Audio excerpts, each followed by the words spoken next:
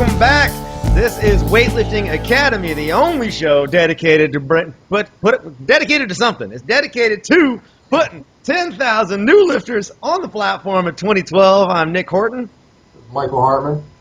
All right, and today we were thinking we'd talk a little bit about something that's sometimes controversial. Weirdly controversial, but nonetheless, it is. Squats. And specifically the three types of squats that you're most likely to find in a strength training environment.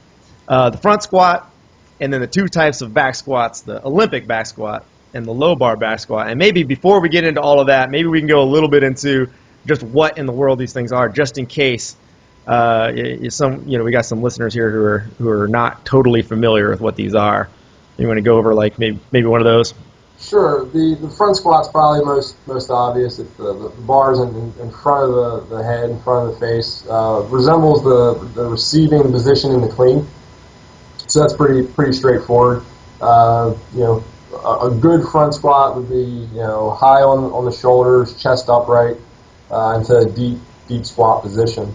The back squat, the two types of back squats, the high bar and the low bar back squat. Really, we're talking kind of small differences, but it really has to do with placement on the bar on the back of the body. How high refers to in relation to where it is to the hips, and then lower would be closer to the hips.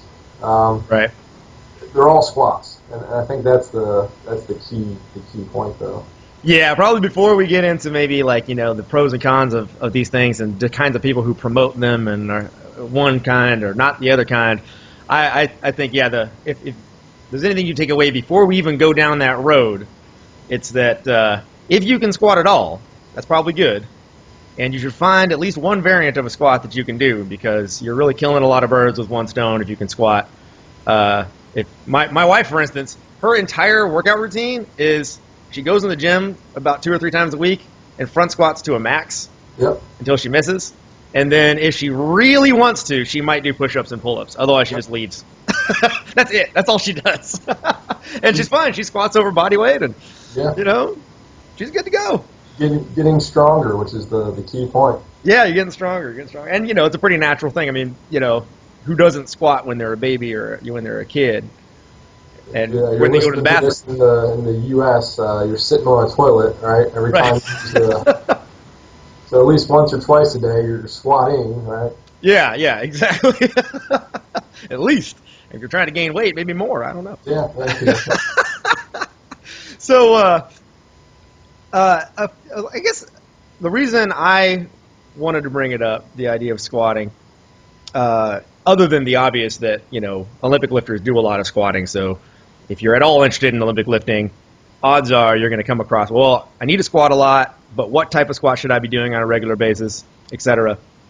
But the reason I got it in my head was because about a month and a half ago, over there on 70s Big, Justin Lascek, he put up a pretty good post explaining the low bar back squat, a pretty good explanation of that one, and I got goaded a little bit in a fun way by our mutual friend Cliff, who he actually lives over on the East Coast, but he's been out to my gym a couple times here in Portland. And, he said, hey, over there on 70s Big, they're promoting the low bar back squat. You got any comments, man? Because he knows that I, as a rule, promote a high bar back squat. But then I went and I read the article, with the full intent of saying, well, maybe I'll do a fun counterpoint with them over there. And then I never got around to writing it because I was like, well, actually, it's a pretty good argument he made. And at the end, he makes the point that we just made that, hey, if you can squat, you can squat. But that's less fun, so maybe I should maybe I should throw it a little out there. What the main difference between, we'll get into front squats in a bit, but maybe we should just pick apart this right now, between a low bar and a high bar, why certain groups use them and other groups don't, and why sometimes there's a lot of vitriol about these things, that the high bar back squat tends to be adopted and used quite a bit by the Olympic lifting crowd, the low bar by the powerlifting crowd, and they will often be very exclusive about this and feel like if you do the other one, you're just crazy. Yeah, you're doing it wrong. Yeah, I think probably the most obvious thing, especially with the low bar back squat, because it's closer to your center of gravity. You're shifting some of the emphasis off of quadricep muscle groups, so the front of the thigh. And you're putting a lot into the posterior side, so lower back, hips, glutes, even hamstrings to some extent. So just by placement of the bar, involvement of other muscle groups, you can use a heavier load relative to your strength. So for powerlifting, that makes perfect sense, because the goal in powerlifting is to squat the most weight possible. Also bench press and deadlift, but specifically for the squat, you want to put the bar in a position where you can move the most weight. You want to reach below parallel, stand back up. That's the goal of the low bar squat, or the squat in anything in powerlifting. High bar, I think, just by nature where it is, you're able to have a little bit more upright posture. Yeah. The emphasis, you still have some involvement of the lower back, glutes, hips, but it's definitely much more to the front of the body, the quadriceps, lesser extent to the back half. And again, it just has to do with basic geometry and where the bar is. But I think it's important, before we get too far down the road, to talk about the similarities more than the difference. And you hit it kind of on the head in that as long as you're squatting, that's the most important thing. And if you can find a way to do it that's comfortable for you and allows you to progressively increase the weight over time, that's going to be the most important thing. And the position of the bar on the back is kind of minute detail if you think about it. Right. I think so. That's that minute detail problem where I think, and this happens on the internet a lot, and it's hard to break our own habits of this. Is that it's very easy to blow minor detail arguments way out of proportion and make them seem like they're huge.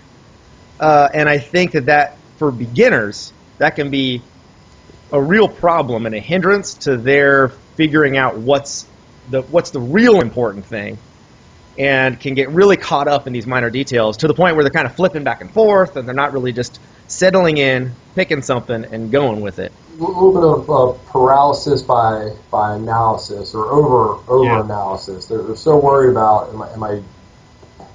should I do it this way? Should I do it this way? When in reality, they should just be doing something and doing it over again and adding weight when they can. Yeah. Right. I think, I one of the articles I wrote about, I don't know, 6 weeks ago or something, was kind of a tongue-in-cheek Horton versus Everett article. Greg Everett is the coach of Catalyst Athletics, and I had a reader ask me, well, I saw in one of Greg Everett's videos that he has his lifters in this particular position at this part of the pole, and you're advising something different. And it was it's pretty astute on the reader's part, by the way, to notice the difference here, because we're talking about the difference of about an inch of body shift, this way or that way. And so, that's a reader who's paying attention right there. That's pretty cool. But it's one of those issues where there's no real disagreement here. It's just, well, maybe there's a teaching style. You're saying, this is a way to do it because I think it's a little easier on my end to teach it this way, and maybe Greg Everett thinks it's a little easier to teach it on his end, doing it the other way, and it doesn't really make that much of a difference because the fundamental long-term goal is the same. Sure. This happens so much with the squats where, odds are, as you increase your ability to squat well, you're going to slowly start shifting that bar around and find the spot that makes the most sense for you. Sure. There's something about the more you squat, the better you get at it, the more you start to realize there's kind of an art to squatting heavy, and a lot of what that art is figuring out the particular geometry of your body. Yeah. And everybody's built just enough different where it's hard to make blanket statements like the bar needs to be precisely a quarter of an inch away from, your neck or whatever, like that kind of stuff. It's very hard to really say that. You just kind of do a rough estimate with a beginner, and they kind of figure it out slowly over time. And a low bar and a high bar, in some sense, they're just they're far extremes of one another. But if we took a bunch of lifters in practice, they're somewhere in the middle there. Yeah, no, I agree 100% with that. I think very few people have in the sport of weightlifting have a super true high bar squat versus a super true low bar squat. It's always somewhere in the middle, and it's like you said, it's the position that allows them to squat repeatedly over time and continue to make progress, and it's the most comfortable position for them. I guess there have been times where maybe I have coached people on maybe help them find their position. Like, why don't you try it this way? Why don't you try it this way? Because you can always see little things. They're struggling. Maybe something as simple as shoulder flexibility. So they don't have the shoulder flexibility to have a really low bar squat position.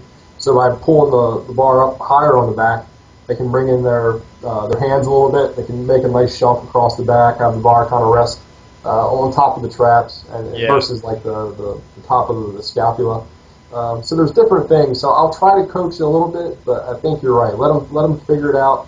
You kind of find your own groove, especially in the squat. Like, what's going to allow you to do it the most often, and it's probably the third most important exercise that an Olympic weightlifter can do besides the snatch and clean and jerk. So if you separate clean and jerk, it's the fourth most important exercise they can do. So however you do it, just do it and do it heavy. Right, do it heavy. Yeah. Now, I mean, I guess for the sake of argument, we could explain a little bit more in detail why there could at least be some valid reason, if we're going to be finicky, about why one would choose a high bar or a low bar. So Justin's argument over on 70 is big. I'll try to link that up in the show notes, by the way, if you're that'd be good. If you're listening to this, you can check out that article. It's a good article. It's got a good descriptions in it and stuff. But his argument in favor of the low bar, he's in favor of the low bar for anybody other than an Olympic lifter. So if you're not an Olympic weightlifter, he says, you might be better off with a low bar. My own personal position is the other way around, that if you're not a power lifter, you're probably better off with a quasi-high bar. And I say quasi because it's not that big a deal. But I'll sort of try to maybe do him some justice here a little bit and make his argument, which is that you want more posterior chain involvement exercises in your routines. You want as many of those as you can get if you're an athlete of any kind.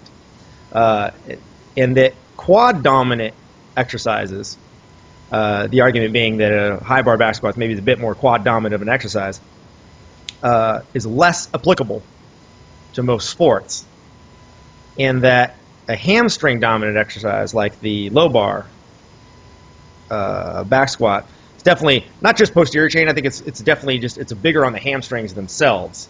Is going to be a little more applicable to other sports, and I think at the center of his argument, that's kind of the idea, that you really want to focus more on a posterior chain based exercise, not on a non-posterior chain based exercise, and you're going to get a bigger bang for your buck out of a low bar than you are out of a high bar. I can agree with that, and Justin, I think coincidentally probably learned the low bar squat from the same guy I did, Mark Ripito, and I never worked directly underneath Rip, but out in Wichita Falls at the time, we trained out of his gym, and we did a lot of stuff together, and so he's kind of the forefather of the low bar, or the revitalization of the low bar squat, and Justin did work for Rip, so he learned. Basically, we learn from the best, the low bar squat, and I tend to agree with a lot of what Justin says, and this is one of those things where it's important to remember when training for sports or training just for general fitness, it's all just the squat is just something you add into the mix, right? It's not the primary goal, it's not the primary tool. It's the way, again, bang for your buck. I think it's the best thing you said. You can train a lot of muscle, you can use a lot of weight, and the goal of strength training is getting strong. So by using a lower bar back squat, theoretically, you should be able to use more weight, get stronger faster, and have a more rapid progress. So I tend to agree with him. Outside of Olympic weightlifting, a lower position with the bar on the back is going to be good. You can always take it too extreme, but yeah, in general, a lower bar is probably better for most athletes. I think maybe wrestling, some other sports that require maybe greater levels of flexibility, maybe better served by the higher bar, just because the knee is going to move through maybe a more full range of motion. But by and large, I tend to agree a lower position might be a little more natural too. I think the first time somebody puts a bar on the back, they don't put it up on the base of their neck. They tend to put it, a little bit lower on the traps. So by definition, that would be lower than a true high bar squat. Right. Yeah, I guess I should definitely throw in, and we want to make a point that sometimes what you see, powerlifters doing, competitive powerlifters doing, is not quite the same as what Justin and Mark Ripto are advising as a low bar back squat. They're not the same.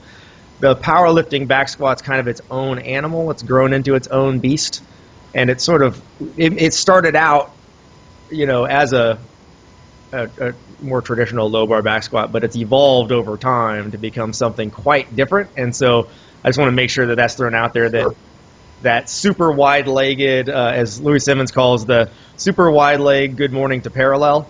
Yeah, that's more the advent of the newer equipment, like the denim. I guess it's like a very thick canvas suit, double ply suits. But I think if you go back and look at some of the squatters, the powerlifting squatters from the 80s, early 80s up to the late 80s, where the suit technology wasn't quite as rigid, that's more of a true low bar squat. And now they actually keep the bar pretty high, and some of that's just because the suit sort of locks them in. And like you said, it's very wide. They tend to stay pretty upright. And I know the way Louis Simmons teaches it, I hate to say this because it sounds stupid, but it's almost like a Smith machine squat, where you have a very, very, very straight up and down bar path. Yeah. And you're pushing your hips back and you're squatting straight down. Your torso stays very erect, and I think that's just more of the canvas suits than anything. Right. Yeah. So that's a very different animal altogether. And I don't on a personal level have anything against the powerlifters and the way they squat, because that's their sport, and you got to be ridiculously strong to put 1,000 pounds on your back and do anything with it. You can do something that looks quasi like a good morning with 1,000 pounds. You're a strong human being. Top guys are pushing 1,200 now, which is just kind of mind-boggling. It's out of this world. Yeah, I mean they're definitely very strong and they're good at what they do. But that is not at all what we are talking about when we talk about the low bar. So for us, a low bar back squat done in this more traditional way does resemble the other forms of squatting far more than it does this powerlifting version. Sure. You're getting, below parallel, and you're still getting some pretty good amount of knee, flexion and all of that. You're not, like with the new powerlifting squat, a lot of times the shin will remain almost totally perpendicular to the ground. That's kind of what I was getting at with that silly Smith machine reference. Yeah, that is really odd. Right, that's hard to pull off if you're not in this strange position that they're in. That's a very hard thing to do. Anybody who's trying to just squat naturally, even without any weight on them at all, they're just hanging out and squatting down, the knees are going to go forward at least some. They may not go as far forward as you'd see in an Olympic lifting front squat, but they're going to go forward. And so that definitely happens with the low bar squat. So my argument about why maybe the extreme version of the low bar squat, that is keeping it way down your back, might not be the best option for people who are not powerlifters is twofold. The first, I'll go over both. The first is I'm not so convinced that it actually is giving you more bang for your buck. Okay. I may be on the fence about that, but I don't think it is, and I'll explain that. The second reason is I think you're increasing your injury risk, and that to me is not acceptable for anybody who's not in a strength sport. If you're in a strength sport, your sport is to move heavy weight, so you're accepting the risk of putting heavy weights on yourself, so who cares?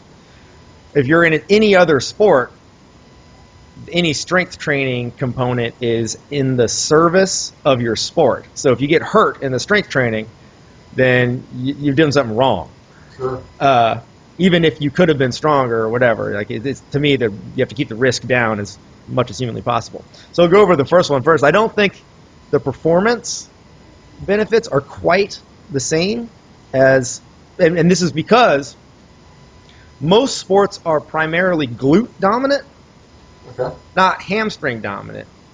And I think the high bar back squat and even the front squat, if done right, are very much a glute heavy exercise in a way that's, if not comparable, maybe even greater than the low bar squat. The low bar squat is so much of that tension's happening on the hamstrings themselves, but not so much in the glute, and the glute doesn't even get full a full stretch at the bottom, and so it's cutting down, or at least I see it this way. I think it's cutting down on the total amount of work being done by the glute that could have been done in a slightly higher bar squat. So even though the weight's lower that you're using, you're increasing the amount of work that the glutes themselves are doing. And I mean, who knows? Maybe there's actually some EMG data out there that's proving me wrong here. But and the other thing is there's like a relative standpoint. So maybe the absolute intensity is less because the weight's less, but in terms of relative intensity, right, there's more relative intensity being placed on the glute. Yeah, and there's a slightly longer range of motion happening. And so, again, the weight's lower, but the total amount of work done may not be lower. It may actually be higher, or at least equivalent. And so just using weight on bar is not enough of a indicator of whether or not you're putting in the right amount of work. You know, like the hip thrust, for instance, is a weight exercise. You can put more weight on a hip thrust probably than anything else in the gym, even more than the deadlift. But it's not a particularly taxing exercise. It's a good exercise, and I promote it. But you can do it all day long and have no problem because you're going through a very tiny range of motion. Sure. You know, whereas something with a much larger range of motion, like a deadlift, is extremely taxing. Plus, there's more spinal loading and all of that. So those are two things that maybe you can kind of touch on a little bit. I don't have like a whole lot of hard scientific data to back this up, but I do feel as though having a more upright torso with knees farther forward and a much longer range of motion adds to the total amount of work being done by some key components of your body, which I think are mainly your butt. Olympic lifters' butts look the way they do, I think, for a reason, because the amount of work they're putting in on the glutes is extreme. Far more so than, I mean, their butts are much bigger, for instance, than powerlifters.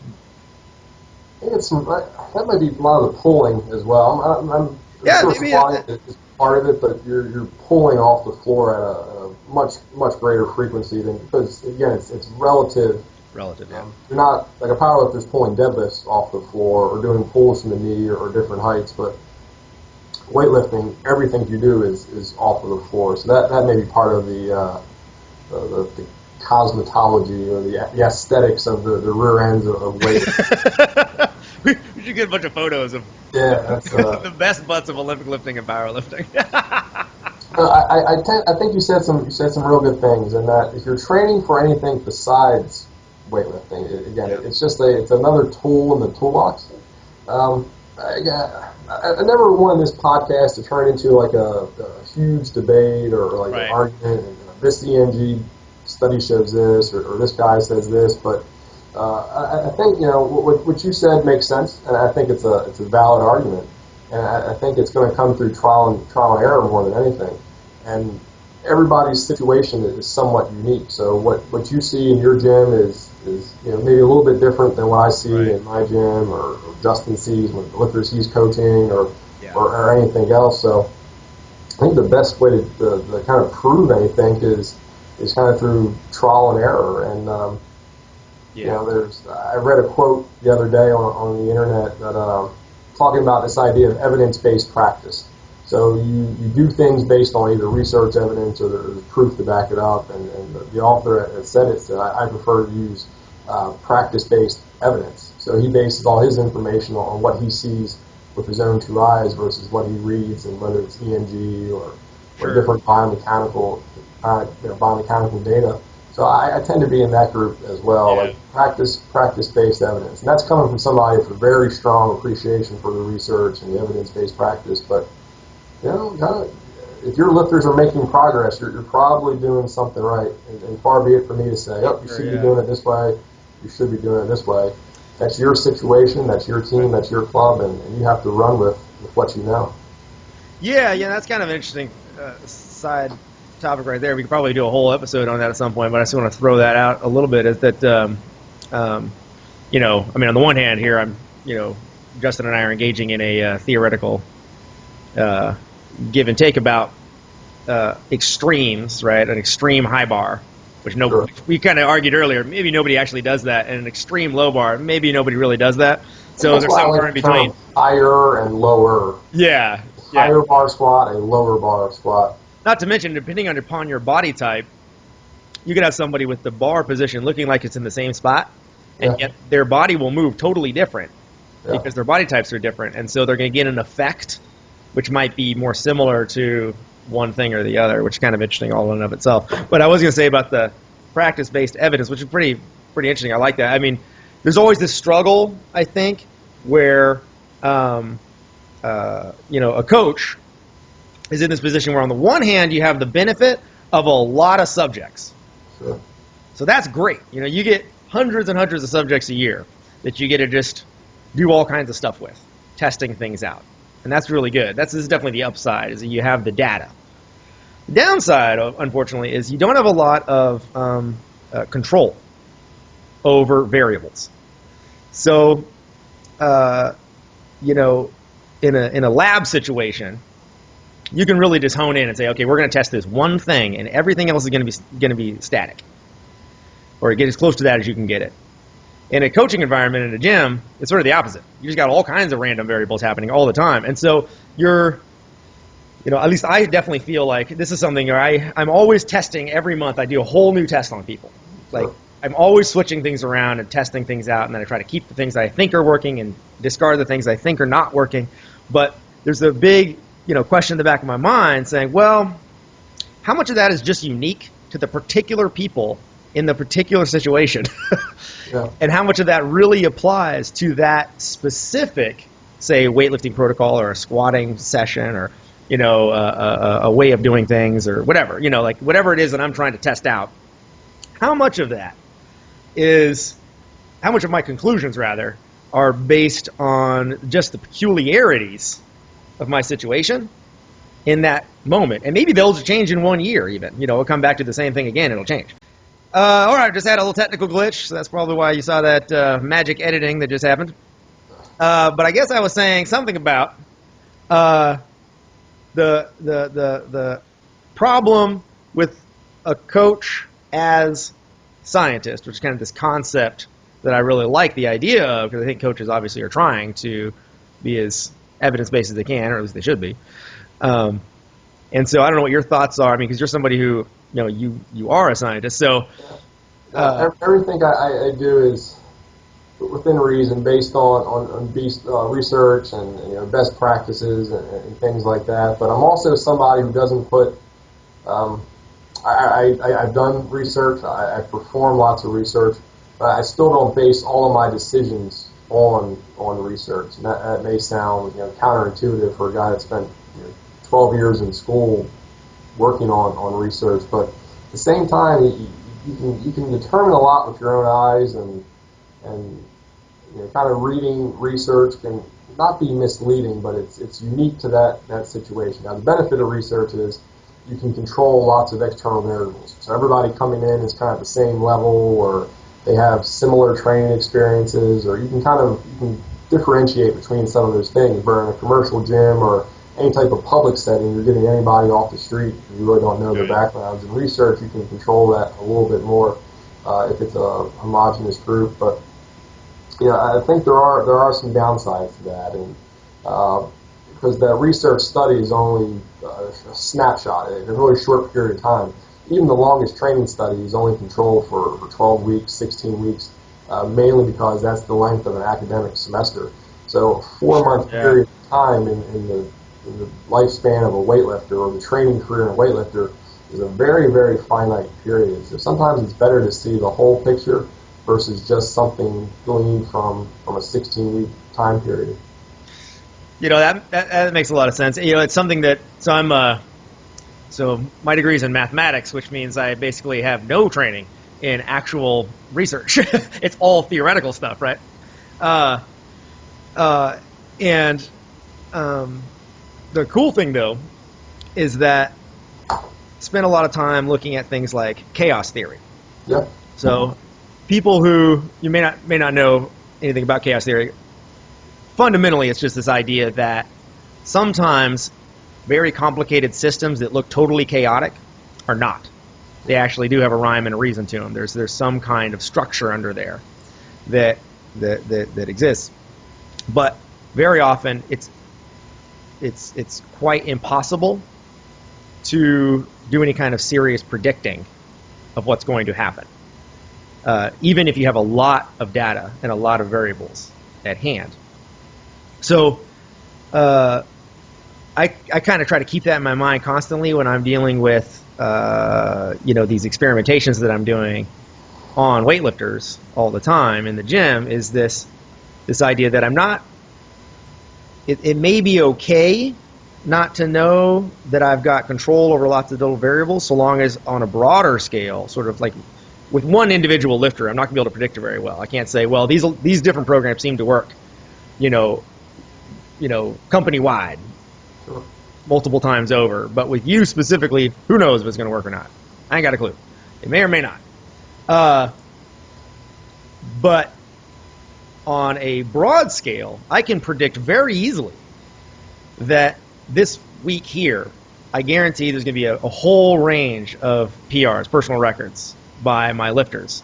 And I can just predict that out because I know that on the average, in a statistical sense, it's just pretty much bound to happen. And I'm almost always right about that. I always predict, like, okay, this week we're going to have a lot of PRs, and it's almost always true.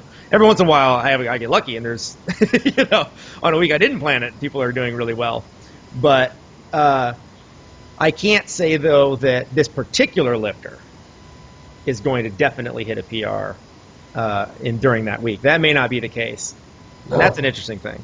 I agree with you. I think that's probably another good topic for a future podcast. And we as coaches, we can control the training stress, but there's lots of external stressors that are going on a daily basis, and our body tends to respond to stress in different ways and from different sources. Actually, I take that back. It responds to stress from different sources in a similar way. So whether it's psychological stress or physical stress, the body's going to have the same kind of negative effect. So even if we're doing our best from a programming standpoint to make sure that athletes are going to be peaked and ready for a given week, a hard week of training, they could have final exams, they could have trouble with their boyfriend or girlfriend, they could have trouble with their job or whatever else they do.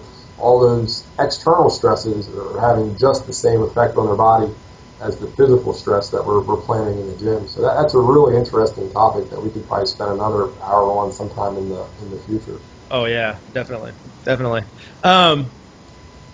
Yeah, that's good stuff. I definitely, if you're listening to this and you are into that kind of thing, leave your comments or any questions you have related to, how to go about the difference between trying to be practical on the one end, but on the other hand, trying to be research-based on the other. It's something that I think all strength coaches are struggling to find the right balance there. So, because of course, it matters. It matters to an athlete, obviously, that the programs that the coach is giving them have some basis in fact, that they're actually going to work. And clearly that, for the same reasons, it matters to the coaches. But figuring out what's going to work for any one lifter is not by any means an easy task, and that's a fascinating topic all by itself. Very, very much the art and science of coaching. Yeah, right. The more you can know your I really have this martial artist. Anybody knows me. I'm really into sort of treating the Olympic lifts like they're a martial art. Part of the thing I adopt there is this idea that you should know your particular lifters really, really well as people. Just know them as a person, not just what they are physically. Because the more you know about them, the more you're going to have a good idea about whether or not in practice particular programs are going to work. So if I say, well, this particular lifter just doesn't sleep a lot. Yeah. You know, they're just either maybe they're really busy or they're an insomniac or, you know, they spend too much time playing video games at 3 in the morning. You know, whatever it is, I can say, well, I'm going to have to dial back a certain amount of the volume or something else in this particular program because I know no matter what, they're not going to get enough sleep. And I'm just going to bury them into the ground a little too fast Sure. if I'm not careful. And I'll have to dial some things back. And, you know, some people are the other way around. I, you know, for whatever reason, this person can handle all kinds of random crap, and so I'm just going to hammer it on them. So that's really fascinating stuff, for sure. So I did want to get into front squats, though, a little bit. Okay. Because if we're talking about the difference between the low bar squat on the one end, so the bar's way over here on your back, you know, here's your back, and then you pull that bar up a little bit, it ends up making your torso more upright. Mm-hmm. Then you pick that bar and you put it on the other side of your neck, it makes your torso about as upright as you're going to get it in a squat. And it does change the mechanics all of a sudden. And by changing the mechanics, you've now changed the stressor on the body, at least to some degree. And there is definitely, so now we've gone into definitely weightlifter land at this point. So we've moved from powerlifters versus weightlifters, or just general strength trainers versus Olympic lifters, and you know why you might want to choose one or the other. And I guess our conclusion was it doesn't really matter that much. But it's a good debate on the internet, maybe. Yeah, right. If you're looking to pick a fight, it's usually a good topic. But that's a good one. Yeah, you might be able to find a good topic. It's not something I feel that strongly about one way or another, because the key to all of this is that the squat is not a competition lift in Olympic weightlifting. Yeah, so in fact, for nobody other than a power lifter. Exactly. Well, powerlifting is different. It's the only sport where that's the lift. For everybody else, it's just a training lift. Maybe that's the Weightlifting Academy podcast by like the other guys, right? Yeah. But in Olympic weightlifting, the squat is an accessory movement. So however you do that accessory movement, to me, is really inconsequential. It still comes down to the snatch and clean and jerk.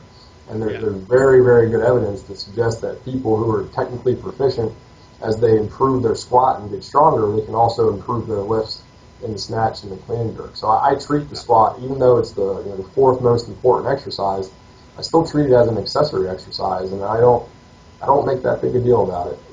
Front squat, I kind of feel the same way, but I think it has a lot more utility because it's such a big portion of the clean, right? So after you clean the weight, you have to skin up with it, and if you're doing it right, your front squat should be identical to the clean after you receive the bar in the clean. Right, it should look exactly the same, and that's something people who are new. I get this question quite a lot in emails. You know, how much should I be spending time on front squatting and back squatting when I'm just starting? And you know, my follow-up question always, well, how good a front squatter are you? I mean, how technically proficient are you? Because if you're not technically proficient at a front squat, if you can't physically, you know, get your arms in the right position, you know, you're not flexible yet enough, or you know, you're not mobile and flexible enough in the hips and the ankles to actually hit the bottom of a front squat correctly, my feeling is you should only front squat until you can get it right. Because the back squat, who cares? I mean, yeah, you might be getting strong at an odd-looking back squat, but the goal here is to be able to back squat in a way that's at least somewhat similar looking to your front squat. But the front squat comes first because that's how you catch your cleans. You don't catch your cleans on your back. Yep. And so if you're, you know, not able to just, with an empty bar, front squat in a way that looks correct, that should be a big focus in your life until you can. I agree with you 100%. And I use the front squat. In some cases, I'll teach the front squat before I teach either one of the competition lifts, just to make sure. If it's somebody who, again, I kind of perceive as having some real mobility issues or some movement issues, or they haven't done anything for years and years, and they basically got off the couch and, you know, came into the gym. They weren't training for something else. Yeah. I'll have them front squat to make sure they have the prerequisite mobility and the ability to kind of position their body correctly. And usually I start with the snatch, but occasionally I will start with the front squat. And I agree with you that if you can't, I mean, it comes down to common sense that if somebody can't even front squat correctly, what makes you think they're going to be able to clean correctly or overhead squat or snatch correctly? So that's Right. Those are a lot harder, yeah. yeah, than and the front that's a squat. foundational movement. So that has to be addressed first before you start adding in everything else. Right. So that's yeah. I mean, I think that I would imagine there are very few Olympic lifting coaches who would argue at that point. In fact, there's probably a lot of just strength coaches outside of Olympic lifting who would agree with the idea that if you can't just for mobility reasons and flexibility reasons hit a good front squat, you need to spend time getting to the point that you can, because otherwise everything in the gym's hindered. Yeah, everything's gonna be harder. Yeah, you got That's you got a problem at that point. You have some physical problems that need to be fixed because you're at a deficit right now, and we need to get you up to baseline. Now there is. Oh, go ahead. Oh, no, so here's a kind of question for you. Do you think there's ever a time in an athlete's career that you were coaching them where they would only front squat and never do any back squats? I got in trouble recently for mentioning something. Yeah, well, Yes, I did. yeah, I actually do. I'm a kind of a big believer that if you're not a strength athlete yep. or somebody who just has the goals that are kind of similar to a strength athlete, you probably don't need to back squat, or maybe in some cases shouldn't back squat at all, and just front squat. I think this is particularly true for people who are just in it for fitness. If you're just trying to get fit, then the added benefit of a back squat is sort of irrelevant to you. And the difference mainly being, again, if you put the bar on your back, you're getting a little more posterior chain work. You're adding weight to the bar. And so you are improving, I think, just the strength results, just the sheer strength results you're getting are a little greater with a back squat. And again, you're getting a lot of bang for your buck, so you don't have to spend as much time on as many exercises because it kind of covers all your bases. A good, well-done back squat, it gets your quads, it gets your glutes, it gets your hamstrings, it gets your lower back.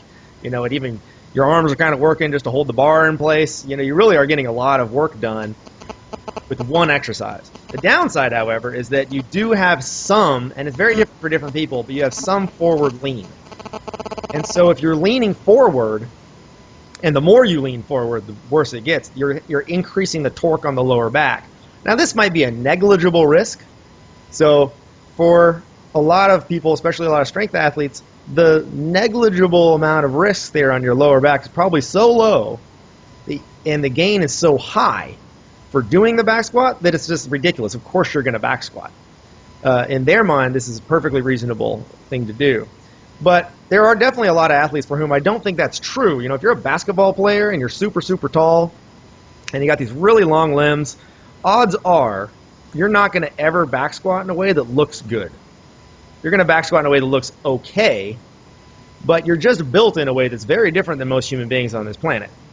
And you are going to be able to have a much more upright torso with a front squat, and that's at least going to cut down on torque on your lower back. It's also going to cut down the amount of weight, so that also decreases the overall risk of injury. And do you really need all that extra strength you're going to get from a back squat? Could you just make it up with some other exercises? And given your sport needs, you don't need to be that strong. I mean, there's a limit to how strong most people in most sports need to be, so who cares, really? So that what seemed like a negligible risk for an average-sized person who's a really serious strength athlete becomes a much greater risk relative to the benefits of that exercise for a certain population out there. And that's my general feeling on it. The front squats actually are probably that's your go-to exercise, and then you choose a back squat based on your goals, if you decide to. Yeah. How do you feel about that? I can go it both ways. It's kind of, Weightlifting Academy, not a place where people yell and scream. No, and Michael Hartman, not strongly opinionated one way or another. I see it both. I see it both ways. I like the back squat. I personally don't think I'd ever have somebody only do one or the other, unless there was a physical limitation, like you mentioned, the lower back torque. That's a legitimate reason. You have shearing forces on the spine. But on the flip side, on the front squat, once you get heavy weights, you have torque on the wrist and the elbows and everything else. Yeah. Can aggravate you. And again, it's not it's negligible risk, but you combine the stress on the wrist and the elbows of holding not holding, but in the rack of the front squat position. You combine that with maybe that same individual is cleaning heavy and they are snatching heavy and they're doing some upper body pressing movements and bench press, and maybe they're doing something You're like compounding wrist problems. That wrist is extended. Reasonable. Again, it kind of adds up. So Right. so there's always the negatives too. But Yeah. I personally like both, and I don't see any reason why you can't do both. Yeah. And I think individual circumstances may dictate one or the other. Right. Do I have a favorite? I don't know. I have 5 fingers and I like all of them equally, right? So I wasn't partial to my pinky. I don't know. Yeah, that I actually have 10 fingers, not just 5. But right. Let's be very clear. Michael Hartman has more than 5 fingers. Yeah. 10 fingers. On one hand. He has more than 5 on one hand. It's amazing. One hell of a curveball, too. Yeah, right. You can palm a basketball. Yeah. No problem. There is some argument about let's say we're moving away from, if we can say, well, if you're outside of the world of Olympic lifting, do what you want. Maybe you're going to say, I'm somebody who's prone to lower back pain, so back squats are out. Or maybe you're somebody who's more prone to wrist and elbow pain, so front squats out or whatever. But if you're an Olympic lifter, clearly your training is going to probably involve both. Yeah. There definitely was a period there where Ivan Abajev, the head coach of the Bulgarian team, was promoting the idea of not having any back squats whatsoever with his lifters. But that doesn't even play out with his own history, because for a very big portion of the Bulgarian time, they also back squatted. But other than that extreme, I think there's pretty few Olympic lifting coaches who would actually argue exclusively for one or the other. But there is some argument on proportionality. And do you have any feeling about, say, during the different phases, beginner, and then that very, very long intermediate phase, which could last your entire career, and then into the advanced stage, about how the proportions, how you would like to see the proportions change of the front squat to the back squat? That's a really good question. I think if I had a kid come to me at 15, 16, said I want to make the Olympics in 12 years, and I could structure their program. I knew they were going to stick it out for 12 years, and I could ideally structure their program. You're able to deal with those variables that we wish we could deal with. Oh yeah, I guarantee those. Yes. I think early on they would probably only, maybe the first 6 months to year of training, they would only snatch, clean, and jerk. So they got they kind of exhausted that option. After the first 6 months, 8 months, then I would start adding in different accessory exercises. So that's where you would see greater emphasis on the squats and pulls and things like that.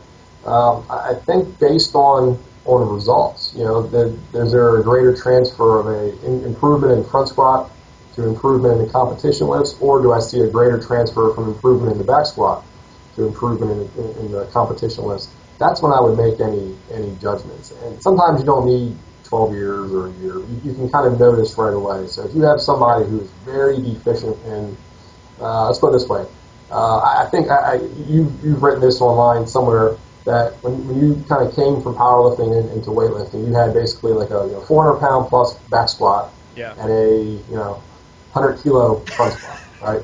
So you went from if you're more like the bar front squat ratio, back squat to front squat is more than 20 kilos. You need to work on something. Yeah, right? something's wrong. If you have, so in that situation, you would not do any back squats until you brought your front squat up to match your leg strength in the back squat, and vice versa. If you had somebody who's they did a higher bar back squat of say 160 kilos, and their best front squat was 155 kilos, well, that person just needs to get stronger, and I think they're able to get stronger faster through the back squat. So I would spend more time pushing their back squat up, hoping that they brought their front squat with it, if that makes sense. Sure, yeah. That actually that plays out pretty closely to what I've been seeing with a number of my lifters lately. When I was down at the Las Vegas Open, hanging out there with John Broz, one of the things we talked about was just that idea of like, well, let's say we're dealing with back squats versus your Olympic lifts and proportion there, or just squatting in general, and the Olympic lifts and how much time you're spending on strength training and all that stuff. And when you have a lifter who you're pretty confident with their technical skills, at least up to a point, but they're just not very strong right now, just making that your focus, like we're saying again, the front squat versus the back squat. Back squat, you're going to get more bang for your buck for just pure strength gains. So really just hone in on just the back squat. And so over the last month or so, I actually had a whole bunch of my lifters just almost not dump, but really start half-assing the Olympic lifts in favor of doing back squats like maniacs, right? And this has been paying off a lot.